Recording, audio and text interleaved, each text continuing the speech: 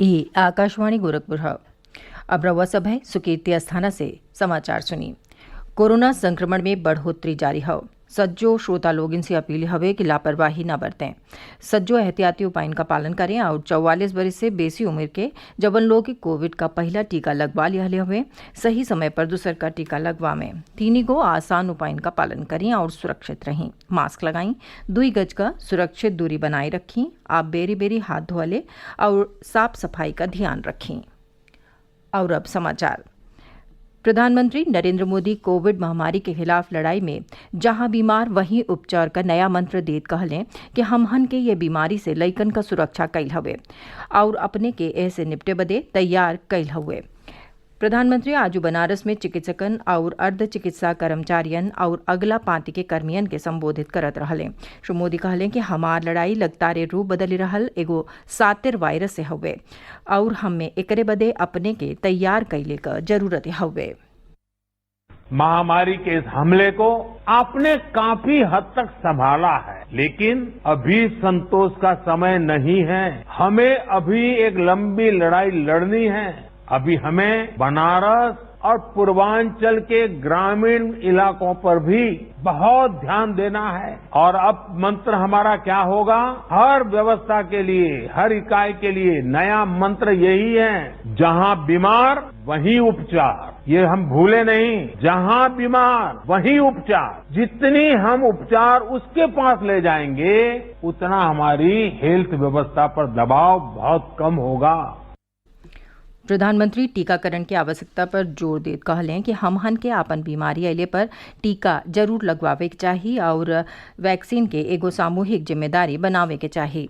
प्रधानमंत्री महामारी से निपटले में वाराणसी मॉडल का सराहना करत कहलें कि देश में हर के हुए कर चर्चा कर रहल हवे।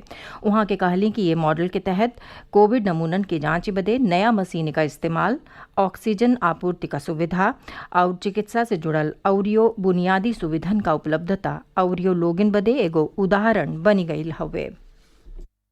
बनारस ने जिस स्पीड से इतने कम समय में ऑक्सीजन और आईसीयू बेड की संख्या कई गुना बढ़ाई है, जिस तरह से इतनी जल्दी पंडित राजन मिश्र कोविड अस्पताल को सक्रिय किया है, ये भी अपने आप में एक उदाहरण है। आधुनिक तकनीक वाली नई मशीन आने से यहां आरटीपीसीआर टेस्ट की संख्या भी बढ़ी है। मुझे बताया गया है कि बनारस का इंटीग्रेटेड कोविड कमांड सेंटर भी बहुत व्यवस्थित तरीके से काम कर रहा है।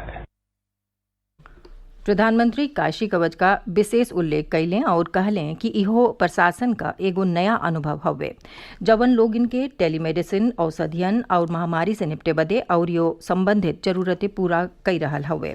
प्रधानमंत्री कहलें कि न खाली वाराणसी बल्कि पूर्वांचल और यहाँ तक कि बिहारों से लोग ही एहवा के अस्पतालन में इलाज बदे आवेलें। वहाँ के कहलें कि ये शहर में पिछला 7 बरस में स्वास्थ्य बुनियादी ढांचा विकसित करे बदे खास काम भइले हवे, जैसे महामारी के संकट के दौरान ढेरे सहायता मिलली हवे।